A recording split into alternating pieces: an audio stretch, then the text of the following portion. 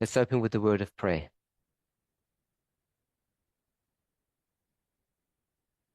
Holy God, we thank you.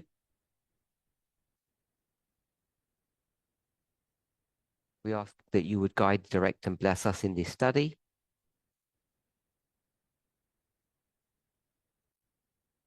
That we might have a clearer understanding of what we're supposed to understand. That we might view both the law and our relationships in the correct way.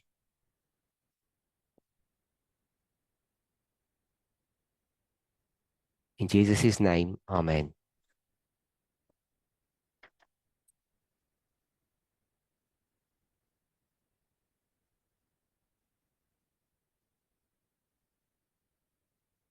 So we've been trying to discuss the terms and conditions for divorce.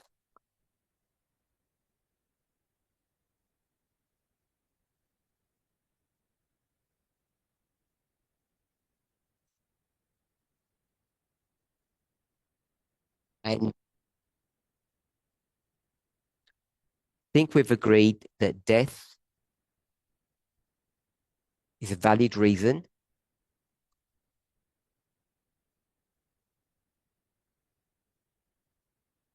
The Bible speaks also of,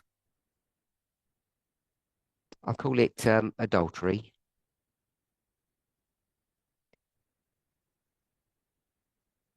But it's sex specifically.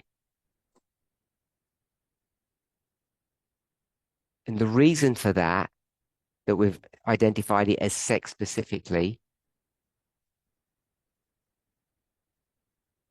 is because collectively, as I'll say, as societies or psychologically,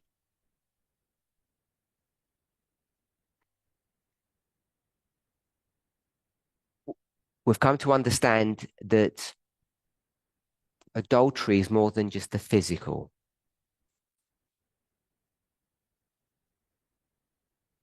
So Jesus will talk about the lust of the eye,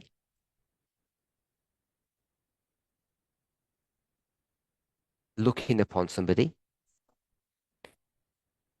and if it's not exactly the same thing, at least it's related.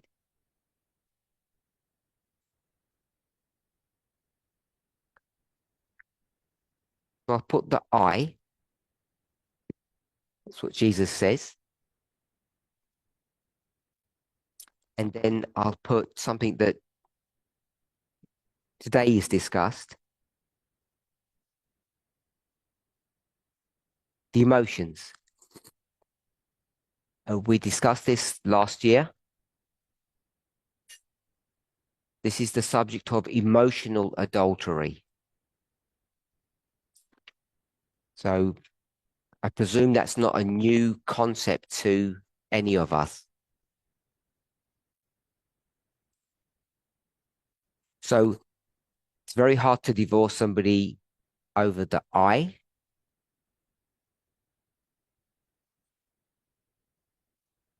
Or the emotions. And if we were to combine, if we were to rephrase these three elements,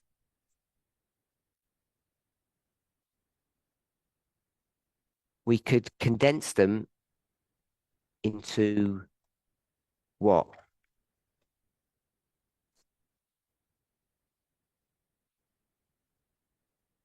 Anyone has any thoughts?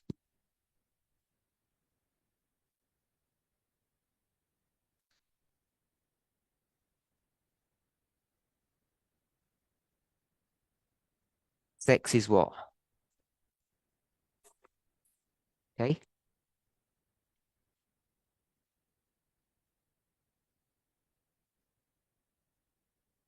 And the eye, is the eye and emotions the same?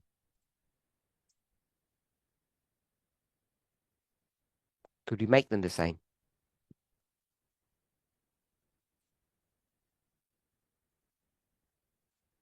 And what term would we use? So mind, I'll put thought if that's okay.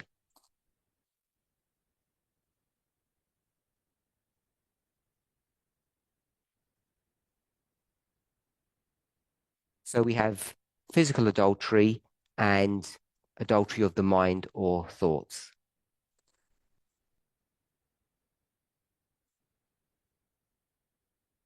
Are we all okay if I were to say that in Matthew 5, 27, 28, that's what's being discussed there?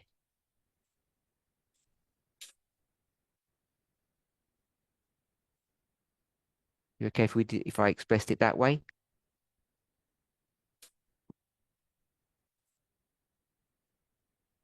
So I want to choose some different words now. We've gone from sex, eye, emotion to physical and thought.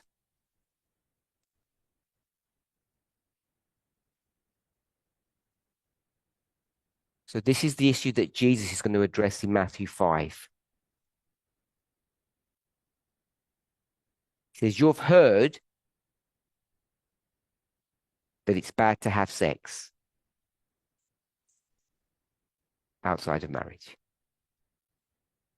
And then he said, what did he say? But I'm telling you, what am I telling you?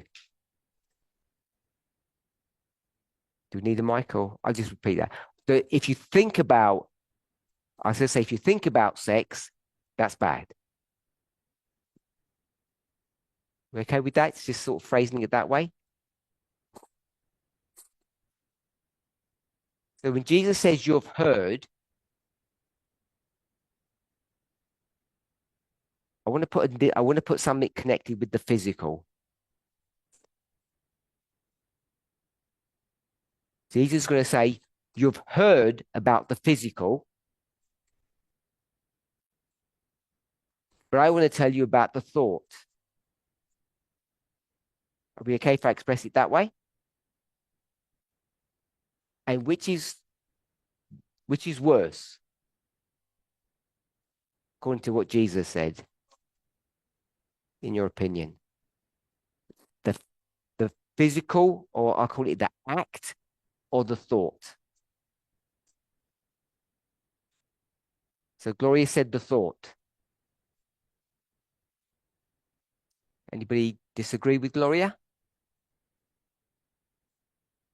The thought is worse than the action, or more serious than the action. And Debbie, you disagree, or you have a question? What we were learning before, I came to understand the action would be what would be judged, not the thought. Have you finished? Have you finished? Because I can't see your face. What was my question that I just asked? Didn't hear whom. So Debbie said she thought that she had learnt or heard that you'd be judged on the action, not on the thought. Is that accurate to what you said? And what did I just ask? What was my, I gave my specific question, which I can't remember the exact word, so it's not that specific.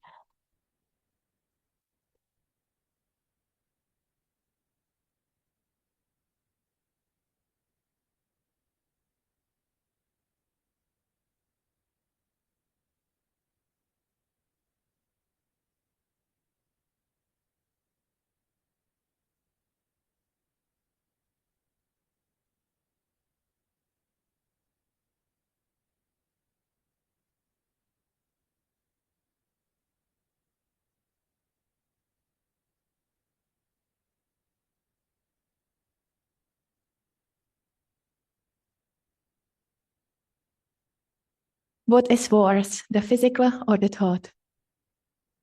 So that's a fair approximation of what my question was.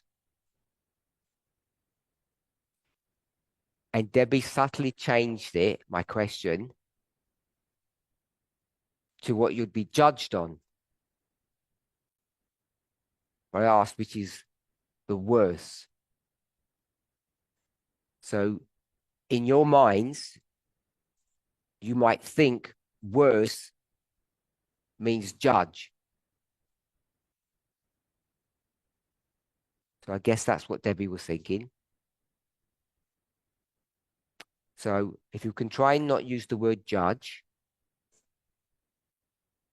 what did Jesus say the worst thing is? The thought or the action? Thought. So we're agreeing with Gloria that it's the thought. Anyone else?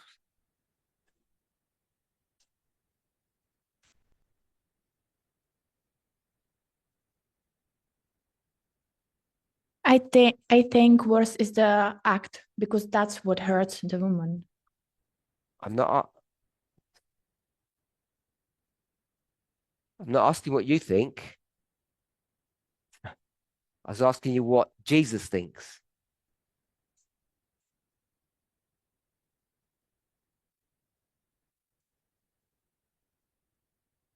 Opinion, he doesn't say what is worse in that text. Oh, let's have a look. While we're looking, Kachi had his hand up, I think.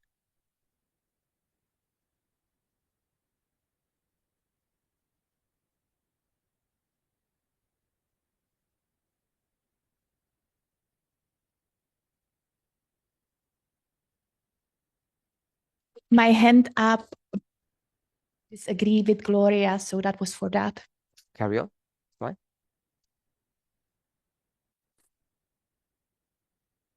So you're saying the action is worse? You didn't with Denisa. Are you saying Jesus says the act is worse than the thought, or you think it is?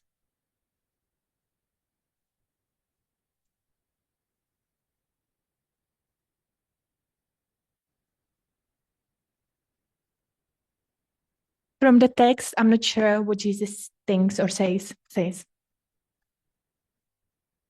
So you don't disagree with Gloria, you don't know.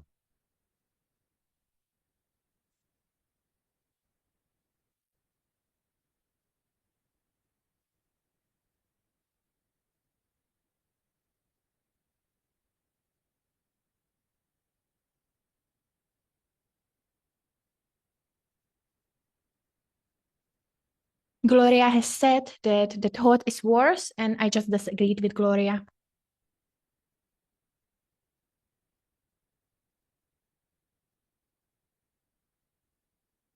I don't think Gloria was giving her opinion. She was telling us what she thinks the verse says. So let's go there. 27, 5:27. You have heard, I'm going to say by the prophets, if you're okay with that, or the judges. Are we okay with that? Matthew 5:27. The judges and the prophets told you something. You should not commit adultery. I think that's almost a direct quote from the Ten Commandments. So we're okay with that? So we could say Moses told you. And then you could argue it wasn't Moses because that was written by God's finger, that God told you. So you heard people in the past told you that God said, don't commit adultery.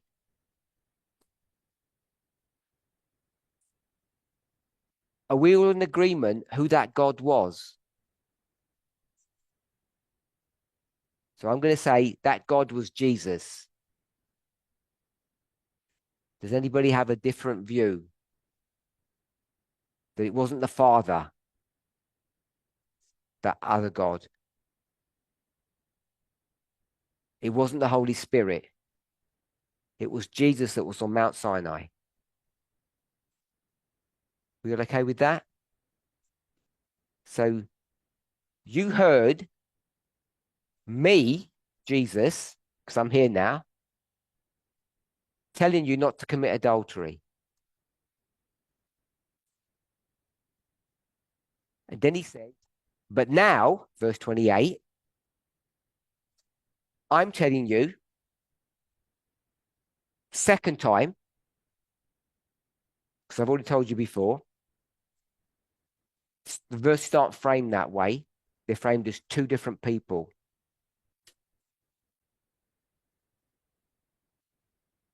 Moses, verse 27, Jesus, verse 28.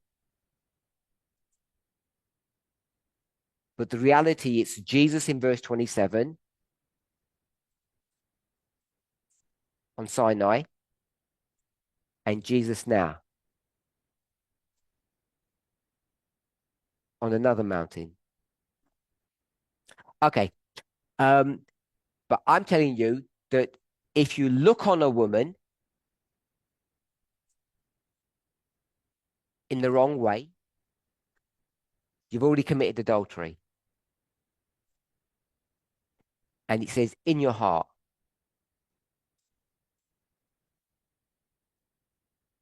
So when you read that, Karchi and Denisa, you're saying that's not the more serious. It's the act. So I'll ask another question. In verse 29, I hope we don't get too gross. I'll try to be politically correct. If you did the physical act, what should get chopped off? Can you go with the implied graphic there? The grossness of it?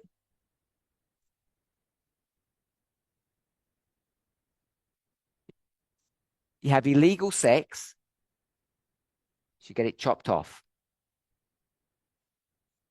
Does that sound fair? A fair punishment for the crime? I'm not asking you about if you like the legal system. I'm saying, does that sound reasonable?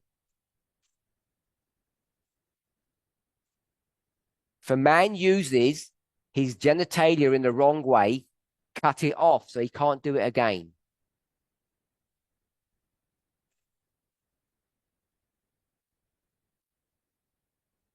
Does that sound okay? I'm not asking about your level of morality. I'm saying, is it reasonable? Why is it not reasonable? You use your body part in the wrong way, get rid of it so you can't commit the crime again.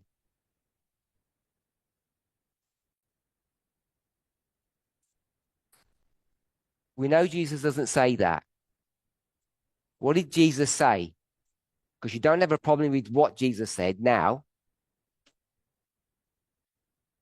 Your eye that you used to look sexually upon a woman, what should happen to your eye? You cut your eye out. Didn't say cut your thing off.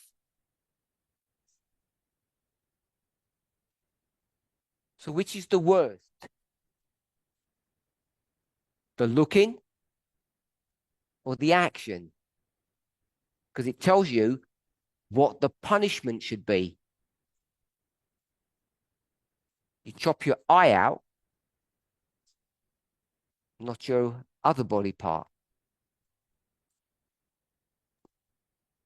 I would suggest it indicates it, just that level of argument, that's the bigger crime, the looking, the thinking. Out of the abundance of the heart, actions flow. And I know you're going to say I've said different in the past, which is fine. I don't know if you're persuaded enough yet, Karchi and Denisa.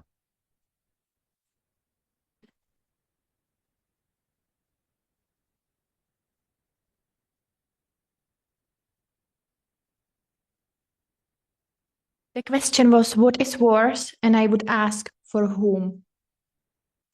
What is the worst crime? The man is going to have illegal sex, or the man is going to look illegally at a woman.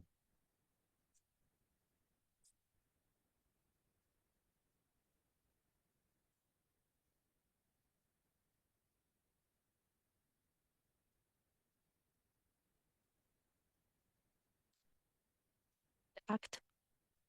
Then why does Jesus even bring this up? The worst thing is the act. Hundreds of years ago, you were told about the act. If men act badly, it's not good. Then why does Jesus say, but I'm going to tell you something else?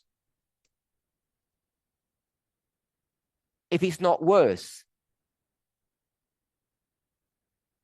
what's the point of telling them that? If it's a lesser crime.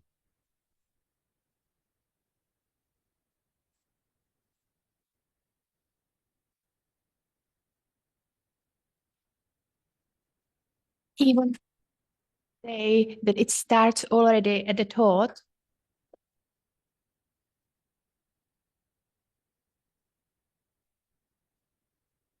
and that it will have an impact on salvation.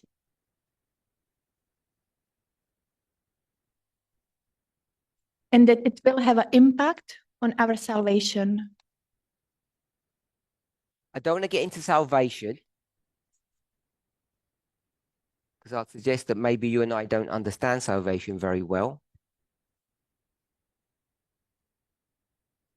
Jesus says, you heard physical acts are a crime. And you don't think Jesus is saying that the thought is the bigger crime. You don't think that. You still think the act is worse than the thought.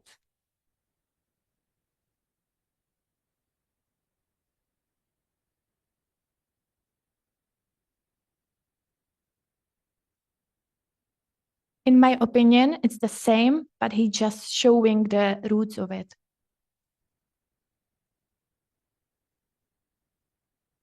At least we've moved a little bit, that now they're the same. That's fine. Tachi, are you persuaded or not?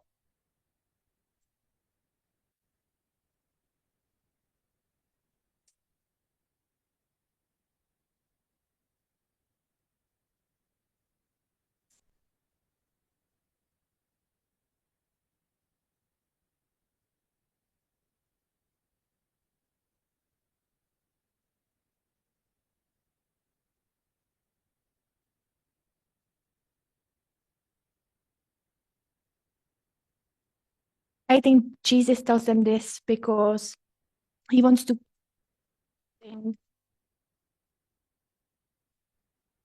oh, they look different, but they are the same.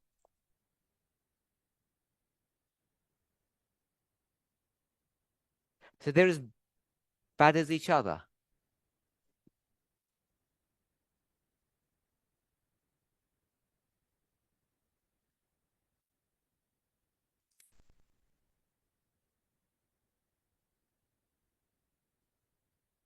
I think so. Peter?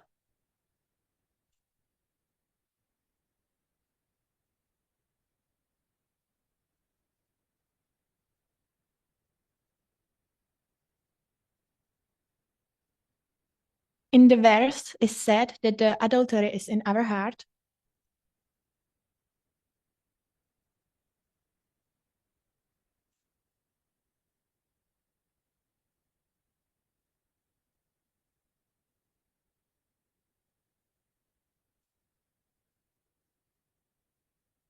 I think she thought that if I do the act or someone do the act, it doesn't affect already just myself.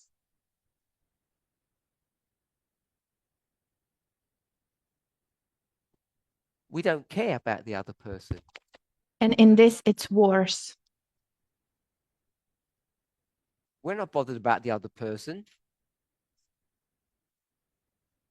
We're bothered about the criminal and what the biggest crime that the criminal is doing. Is the act worse or the thought worse?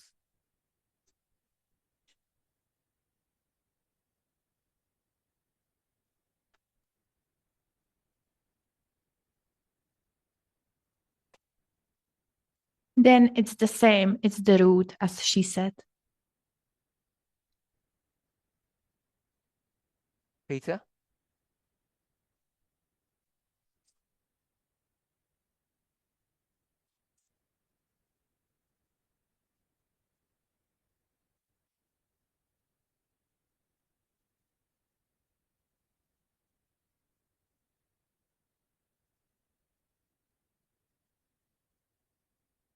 In the sense that if the thought wouldn't happen, then the act wouldn't happen.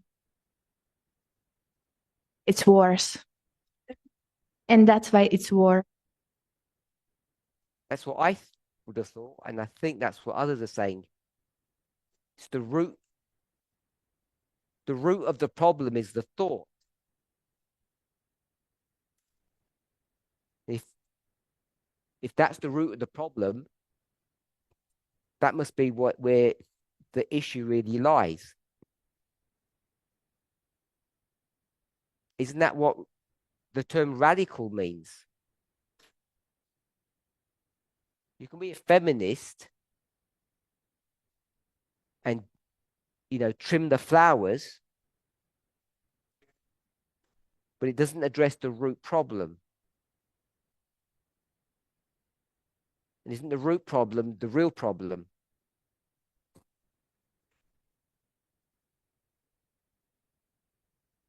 So if it's the real problem, then it's the worst problem.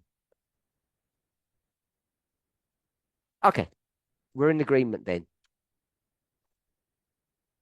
I'll go to what Debbie said before. I'll just put the two words. You tell me if you agree.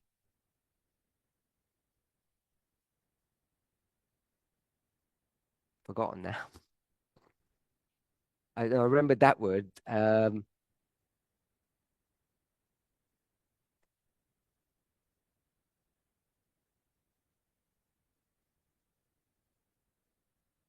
We'll put judged here.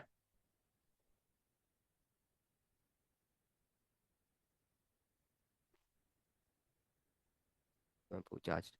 We'll put judicial. Is that judicial? And we'll put here moral.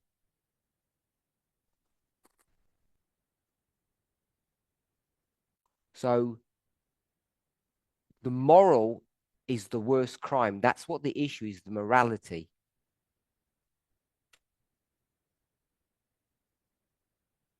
And what I have said in the past,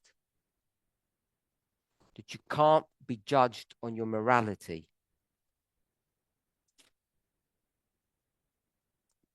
Without discussing it further, I'm just going to say it's too risky.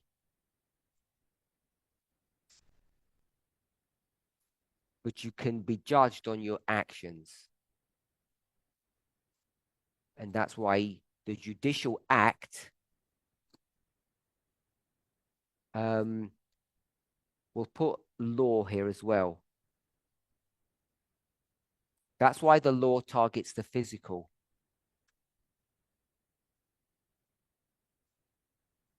Because you can quantify it. The I or the thought, you can't quantify.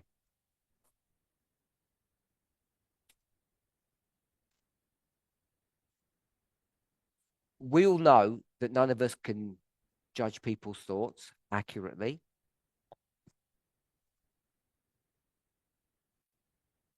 So we, as many Christians in the past,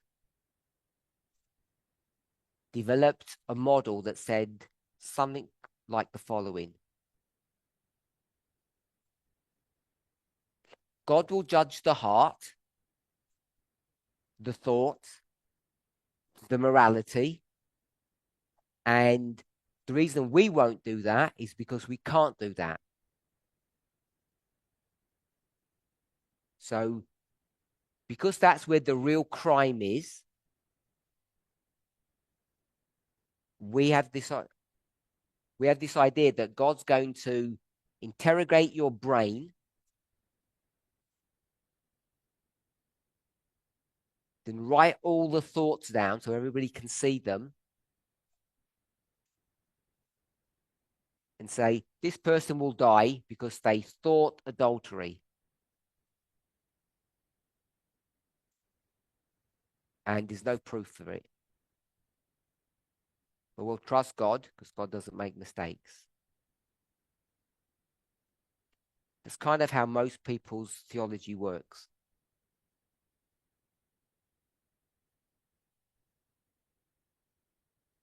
You can see, not from this verse particularly, that we're moving away from that model of salvation. So I'm not going to say any more on that issue. So we've spoken about adultery, and we've gone from the thought to the physical. One's a moral framework and one's a legal framework.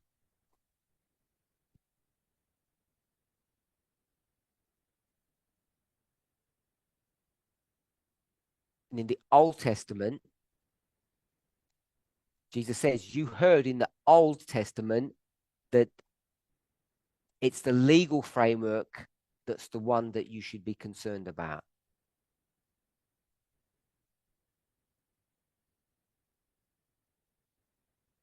But I'm telling you, you should be concerned about what framework? The moral, not the legal. Are we okay, or any questions?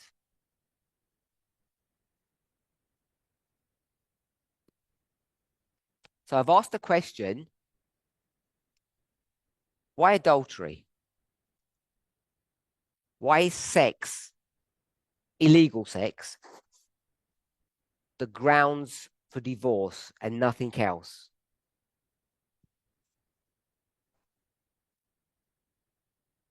And we've had various discussions on that. And I said the reason was vulnerability. Some people like that answer and some don't like that answer.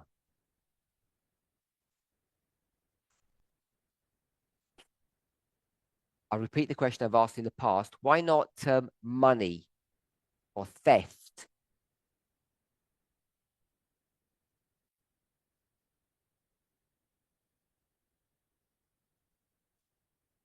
Or abuse? Or snoring? Or any other reason you want to have? Why this one? Anybody got any thoughts? We've been talking about it for a long time.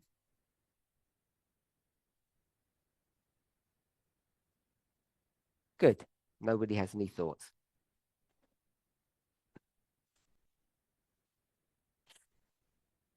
So, oh, someone had their hand up? I didn't see.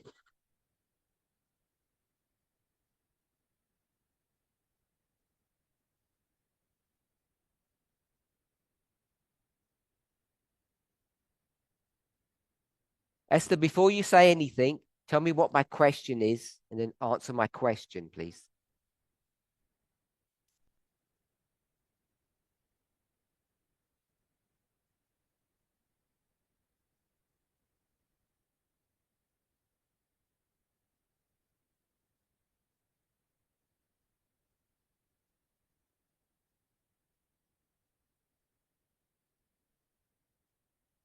The question is, why is it vulnerability and not anything else?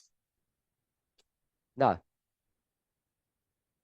My question is, why sex and nothing else?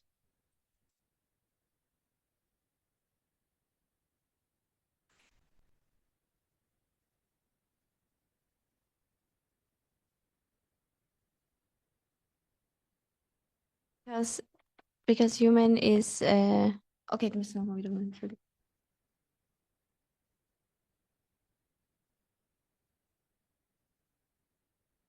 Human is rejected in his personality when he's vulnerable.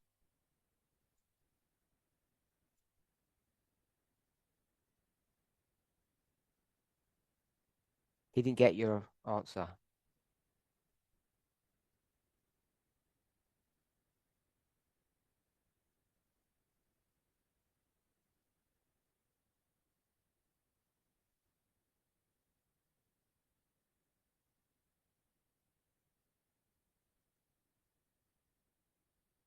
When he's doing sex, he is rejected.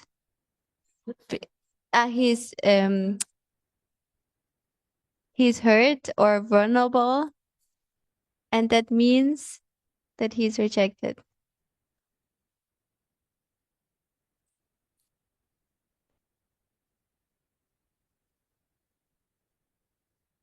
So I'm happy that you gave the same answer that I did, which is basically because it's the one that exposes vulnerability.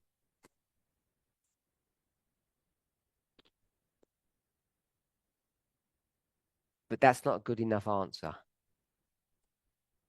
for everybody, for some. So I want to try to explore a different approach.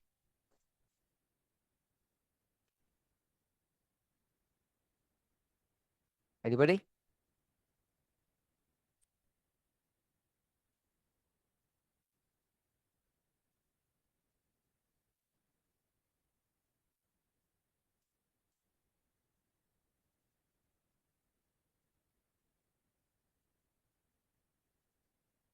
Maybe also because sex is something what is only in between these two people.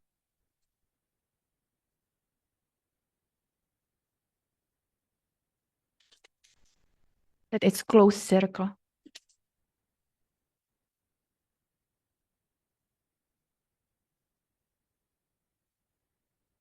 Nobody else should have access there. Like they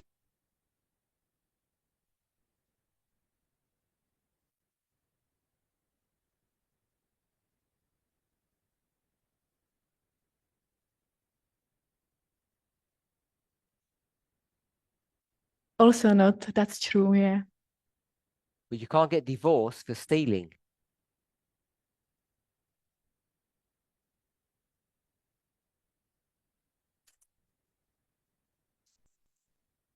That's true. Okay, so we haven't got any further.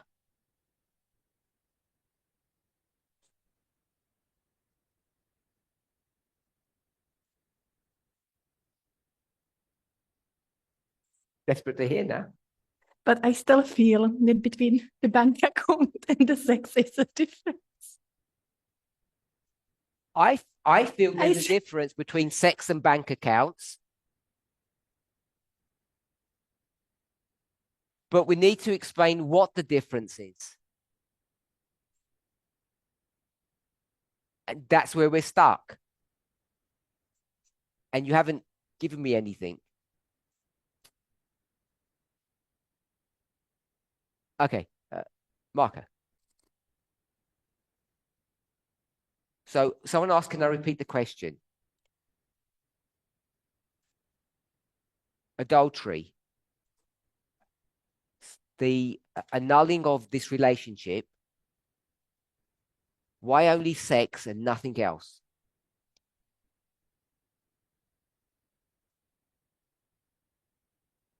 So my reaction was that it just doesn't feel right that this is the only thing.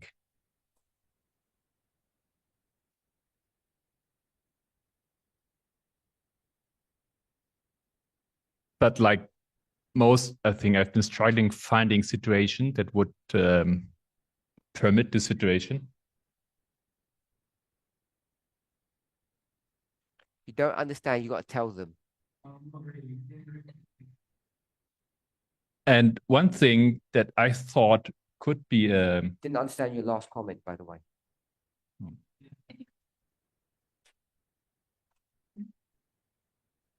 matter, I forgot. Okay, carry on then. Okay, preamble. Let's. So one thing I imagine can work as an argument for separation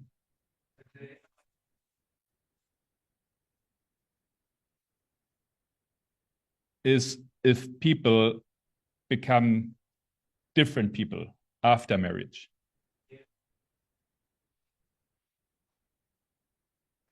This, I can imagine, could work through, for example, a gender thing.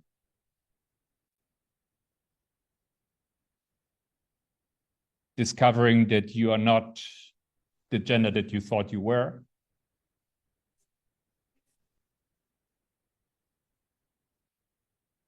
It also could, in my mind, work if you become a different religious person, a totally different religion.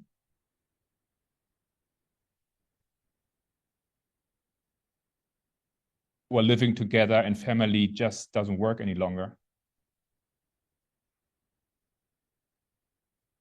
So a proposal I have for the discussion. So I'm just going to sketch that out.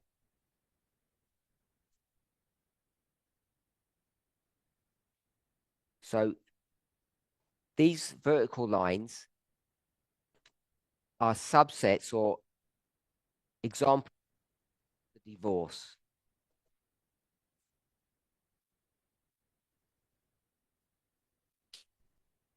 From the Bible, there's only two given. And I've put this dotted line to say that there could be other reasons.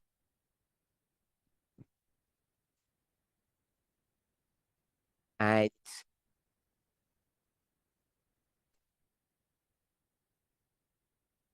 yesterday, we said incompatibility. We don't agree. So I think the several examples that Elder Marco gave fitted into that category.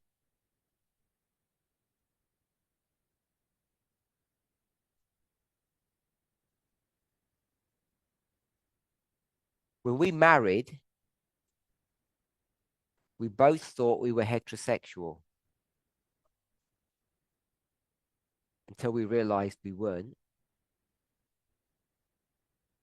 And for that particular couple, that makes them incompatible.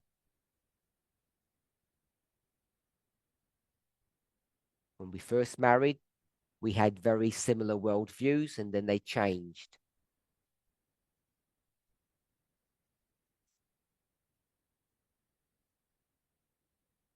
So what that dotted line is indicating, I'm just going to put today, the examples that you gave.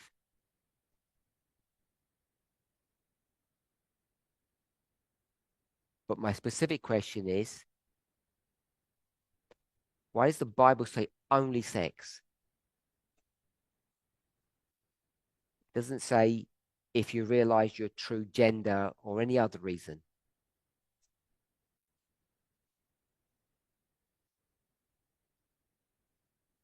So I'm not trying to shift the discussion now onto gender or religious differences.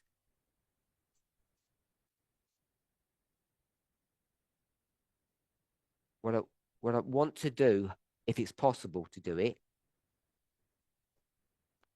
is to get some rules or some idea of why it was that.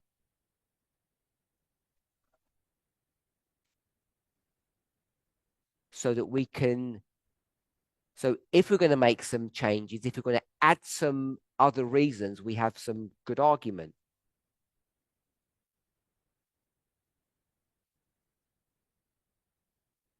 So I'll give a reason.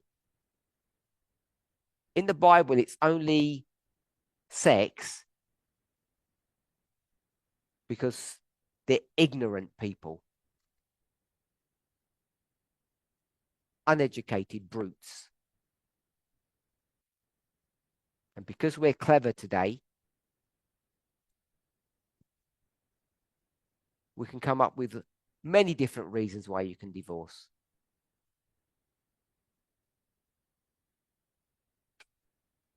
So obviously that argument is silly.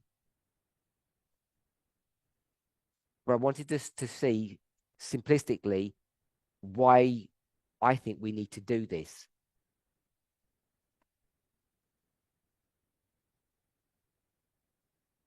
It's not to explain to someone else why we're changing rules. It's so that you feel comfortable that changing rules is okay.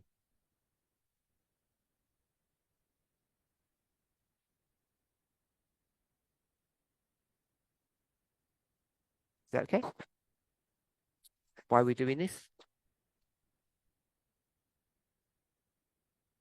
Derry.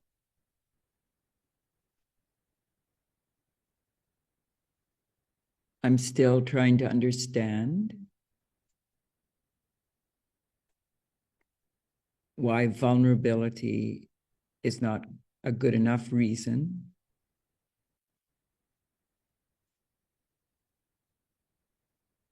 Vulnerability means in intimacy, and I've heard others equate intimacy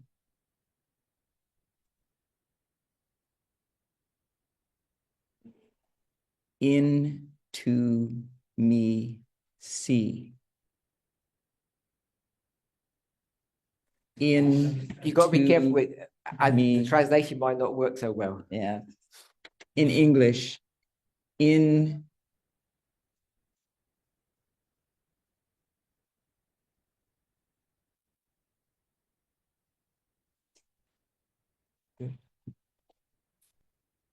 and the Bible, Jesus uses the term know, to know someone.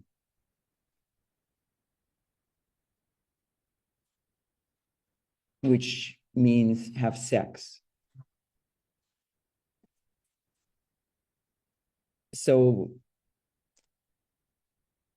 the vulnerability when two come together,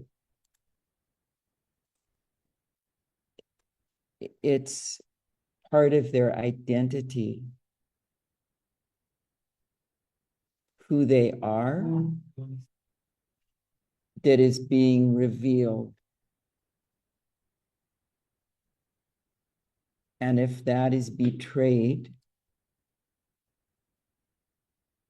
when one, I'll say, looks on another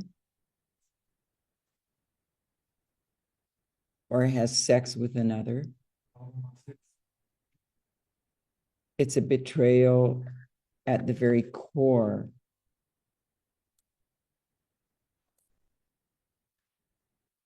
of the identity of both criminal and the, I'll say, partner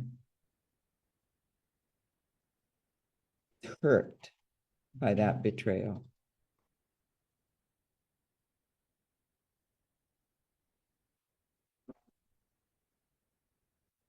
but I also understand the need to have rules.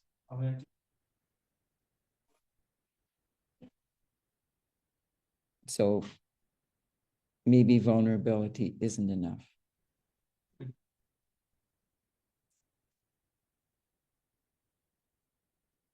Anyone else? Chapter 8.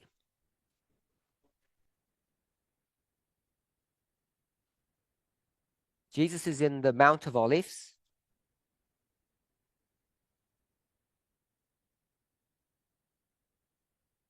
And he goes to the temple.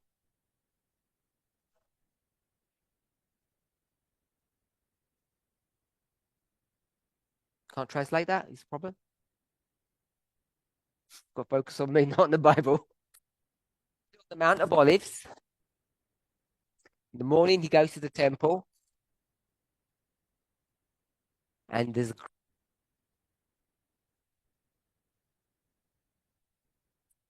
verse, no, verse 3. And some scribes and Pharisees come to him. And they drag in this woman. And they drag unto him a woman who was caught in adultery. They put her in the middle of the group in front of Jesus and say, we caught this woman committing adultery. Verse 5. Moses said, kill her.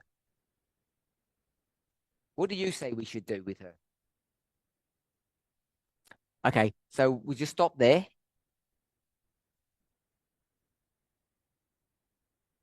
I don't think we need to talk about the trap that's going on. Not really worried about that.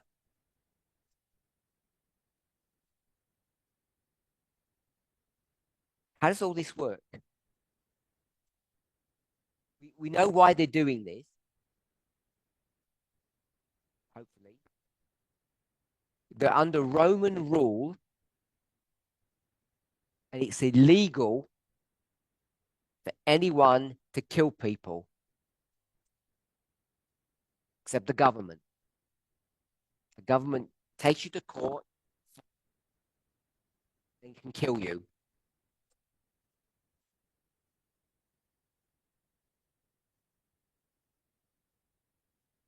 So there's an English phrase, ignore the word. You can't have a kangaroo court, which means you can't have your own court.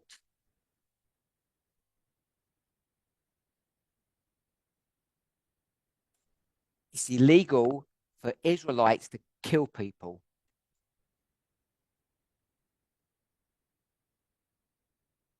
Verse 5, that's what they're asking him.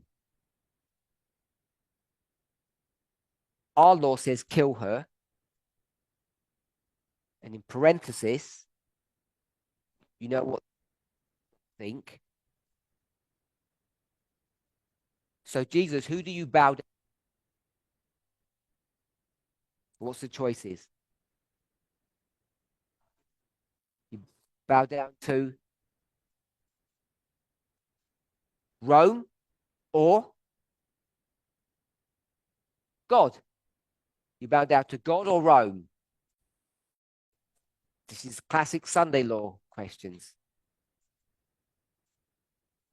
Then you see how Jesus gets out of the trap, which is fine.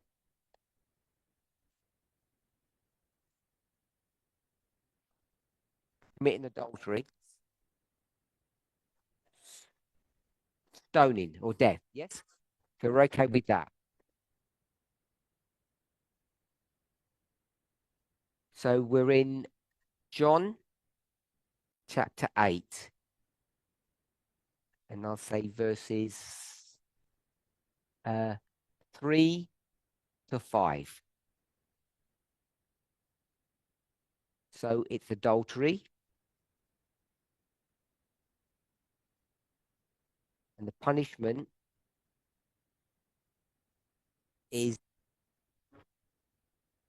whom?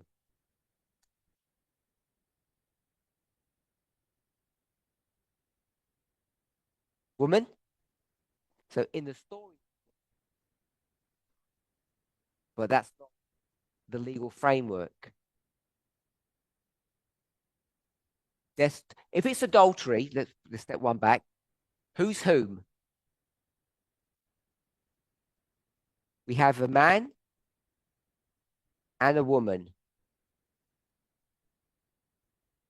Is the man married or single?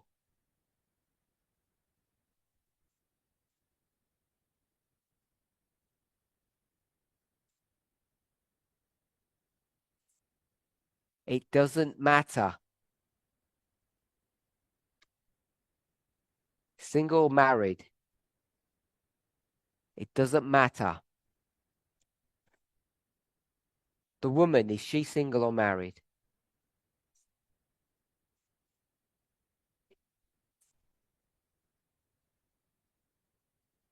It matters a lot. She's married. This is not Matthew 5 rules. Who's bringing the case? Scribes and Pharisees. So she's married. So you have a man who has illegal sex with a married woman. That's the crime. What's the punishment? The punishment. So we've got death.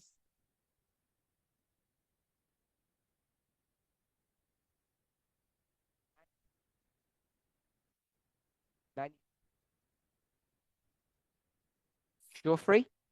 Peter said no. The scribes and Pharisees.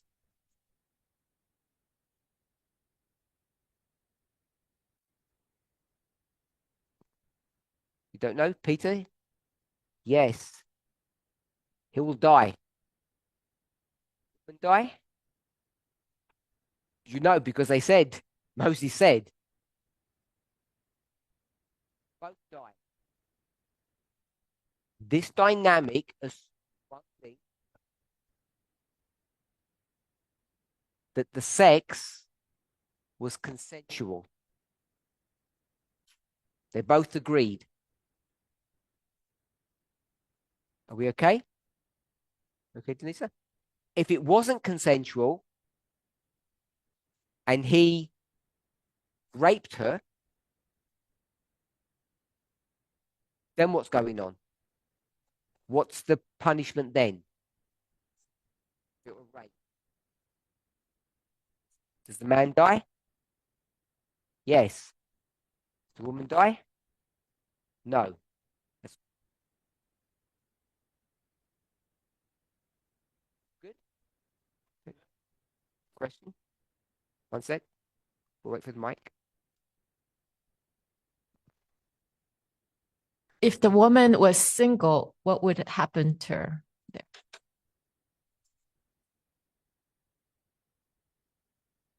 We'll leave that for another time. It's not adultery. No.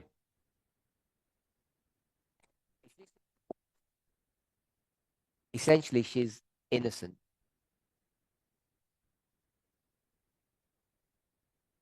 Doesn't get any punishment if you were single. Okay, so that's the law. And what are they? They're only given half the story because they don't drag any man there, do they? They did not drag the man into the temple. Only the woman. Now, if you go and see Ellen White's commentary on this, she explains that this was all this was a trap.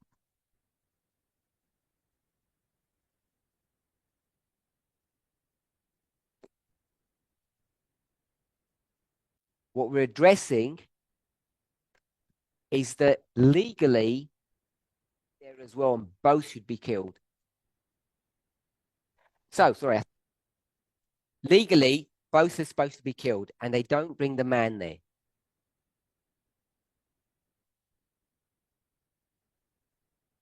So why? Are they breaking the law? Scribes and Pharisees. Yes, we know that. Now, we could argue that this was all a trap and they did a deal with the man. All of that may be true.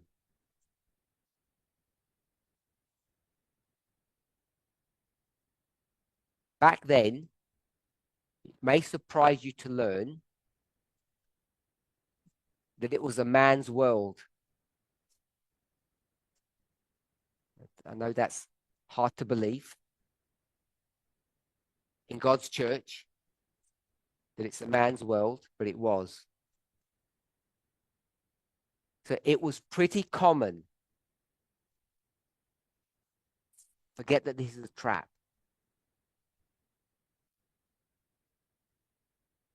It was pretty common in such cases, the men get off free.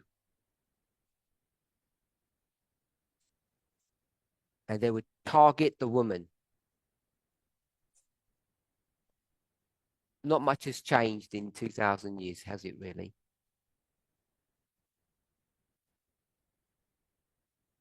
In fact, even when that law was made, for that time to the time where Jesus is speaking,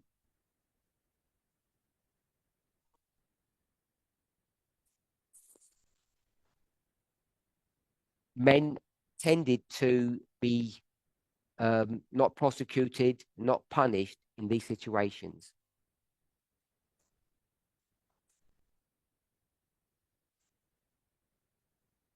Sorry? Legally, men had to be put to death, but they weren't. Yes. Okay. You're a powerful woman, you'll be killed. If you're a powerful man, you'll get off free. Just like today. So some men might be killed, but it wasn't unusual for the men to escape any form of punishment.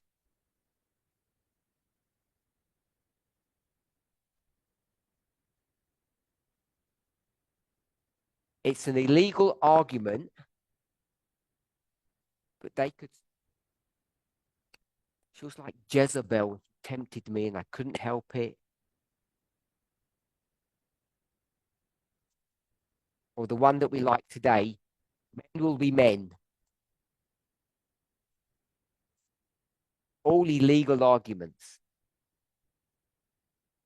Or he's a powerful banker and if we killed him, you can't.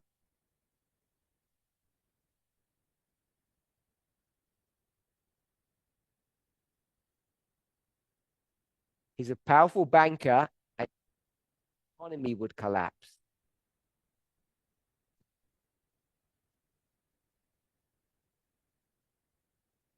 Reasons, but they're illegal. Are we all okay?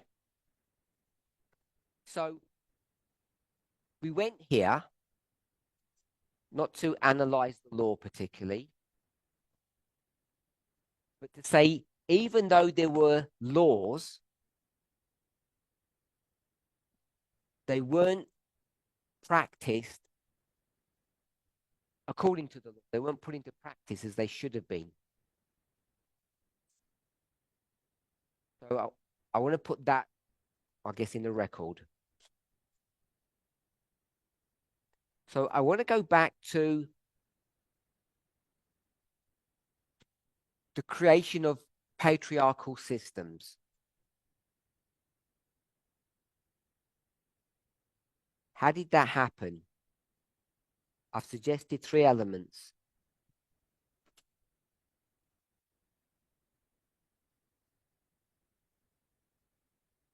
Remember? Just shout them out and I'll repeat. We've got selfishness,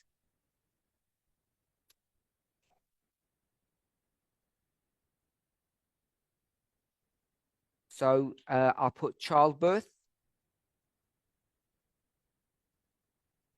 Solange. So I've got that, birth.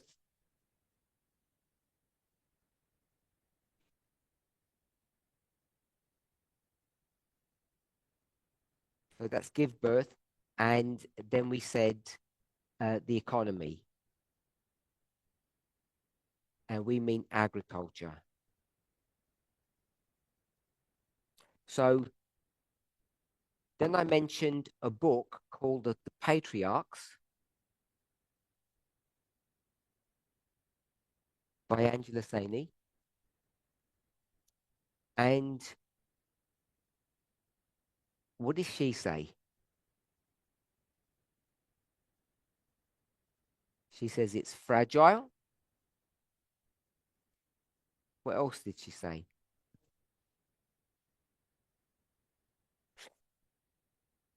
Lisa?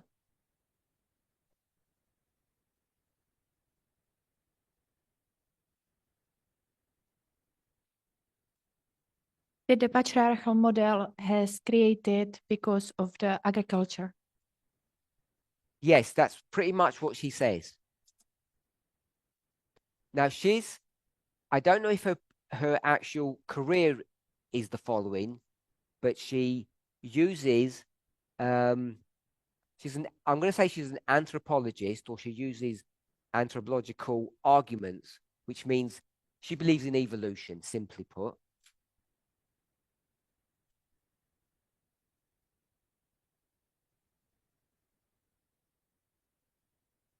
And she's going to say humans first began as hunter-gatherers,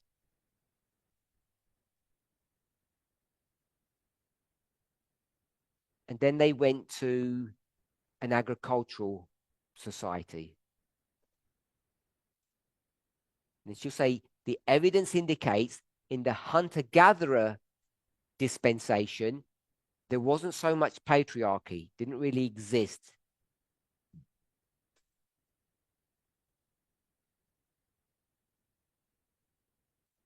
Patriarchy came into existence when human beings went from hunter-gatherers to farmers.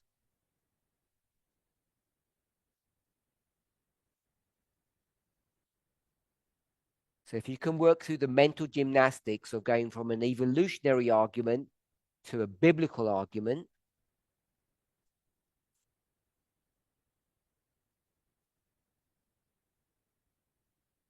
it's about the same. In the Garden of Eden, what were human beings? Hunter-gatherers, if I can use it that way. They commit sin, and Jesus or God's going to now say, now you're going to be farmers. No more hunting, gathering. And that's what she says. But she's going to use it from an evolutionary model that is, I don't know, 100,000 years or whatever.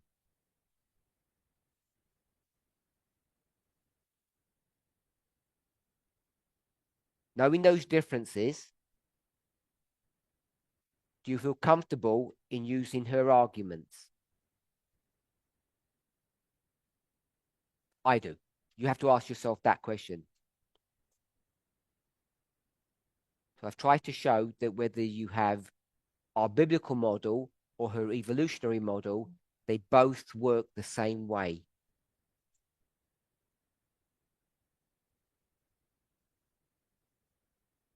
Monica.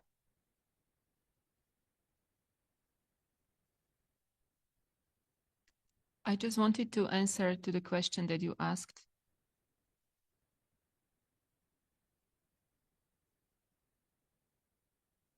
What else she says in the book?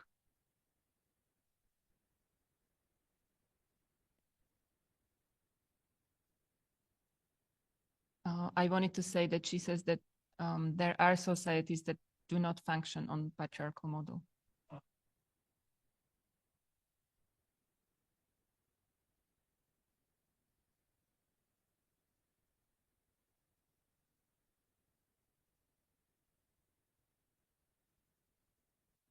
Okay, so we have patriarchy, and I've given some arguments about that.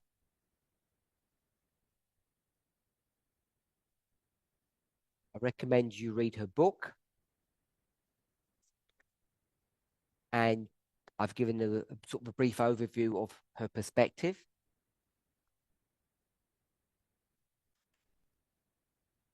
If I say the top one is us, not just me, and the bottom one is her,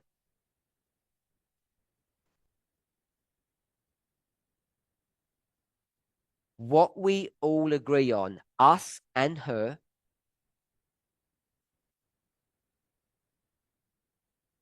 is it's this agricultural framework that creates the patriarchal model.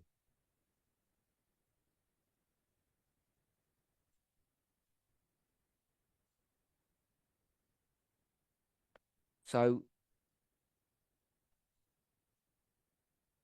let's sort of just go back and show how it might work. We're hunter-gatherers. For sure, there's a physical difference. That's that first bullet point at the top. Don't know what that means, Humain.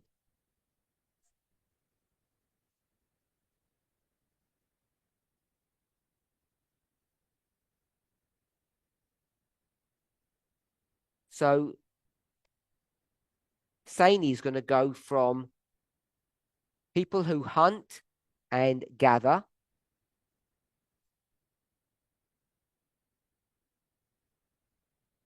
that's animals and root vegetables, berries, etc. So she's going to go from societies that were hunter-gatherers originally, and they shift to an agricultural model.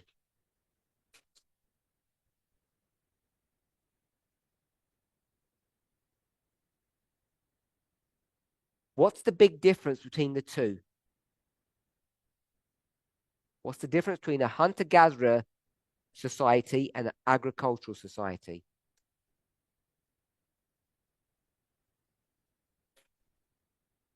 Don't say that they move. Don't say that one moves and one doesn't.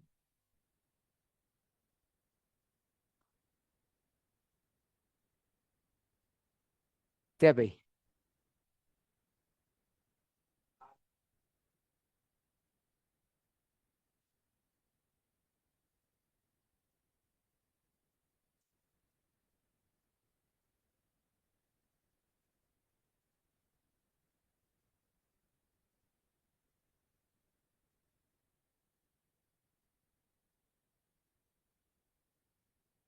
I was going to say that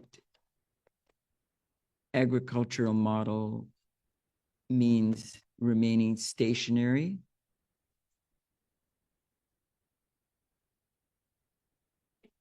in one place, not moving.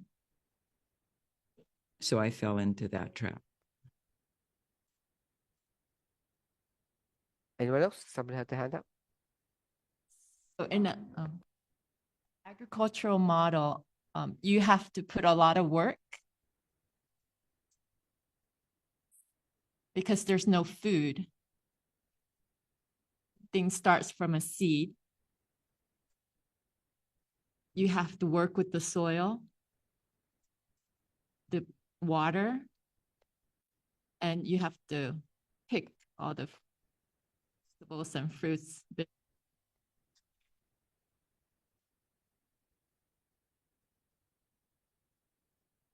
Just a side point. I can assure you these agricultural people didn't grow berries.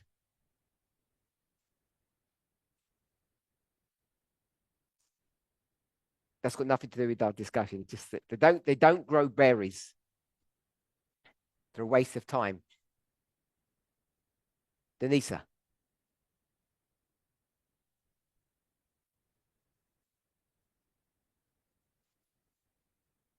I see the difference in it that the hunters and gatherers did it together. No. I knew the answer was too long. Debbie, version 2.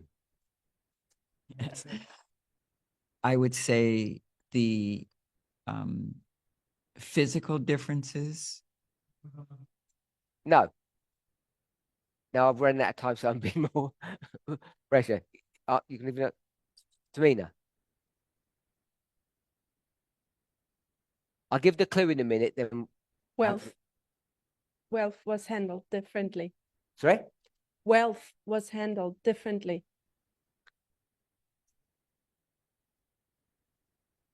We say health is wealth.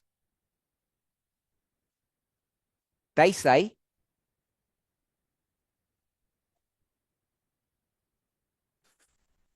no. They already shouted it out. Said it again. Property is wealth. So my clue was going to be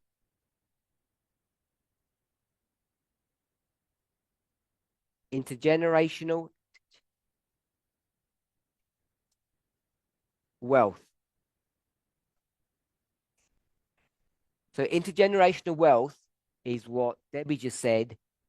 Land is wealth, not health. Is wealth.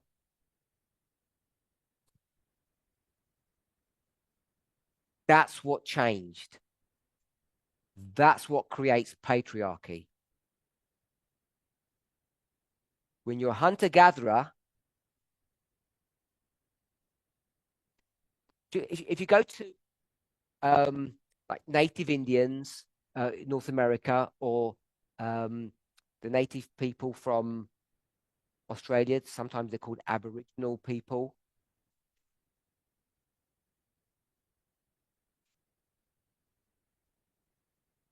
If you investigate their religious culture,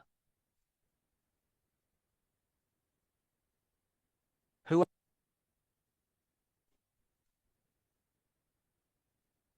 nature. Humans don't own land, they're just caretakers.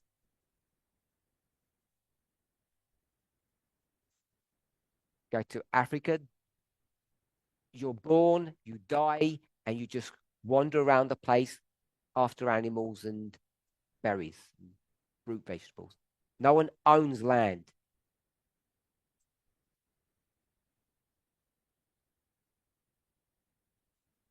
As soon as you get to an agricultural model, you're going to be stationary. So that was correct, that you'd be stationary.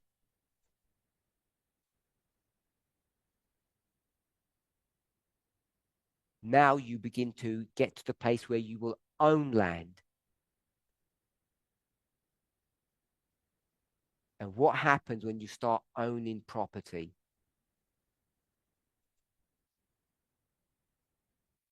Everybody's selfish anyway. It's not that you need men. You don't need men. You want to keep it in the family. Your survival depends upon that land. And that means that you need to keep control of that plot of that land. And your children can't go and gather berries or fruits or vegetables from somewhere else because someone else is looking after that place.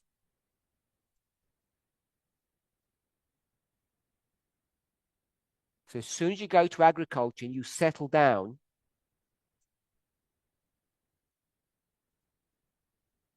that's when things change. Is everybody okay at that level?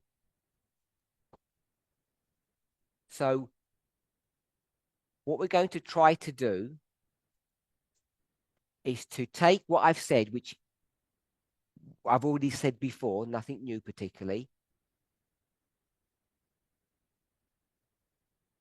Before sin, after sin, hunter-gatherer, agriculture.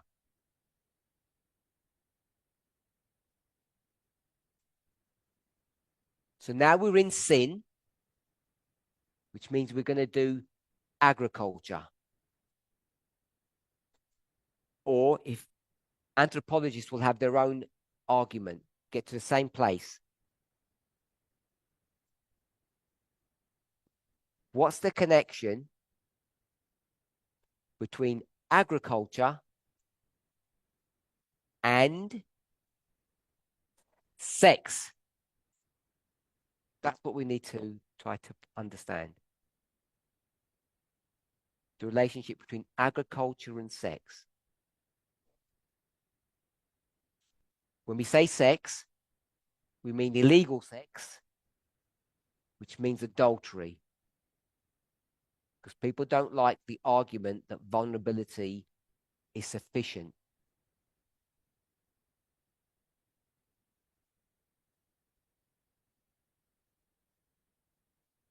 Let's pray. Holy God, we thank you that we're able to come together. May each of us not get distracted by all the technical glitches and problems that we have.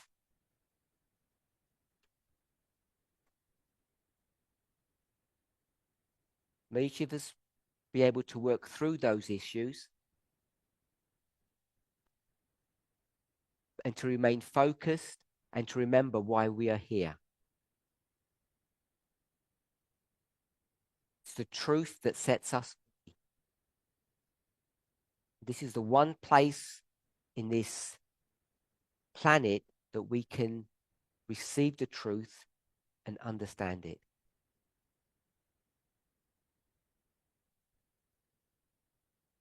Rather than complain, I want to thank you that this technology allows us to communicate with one another.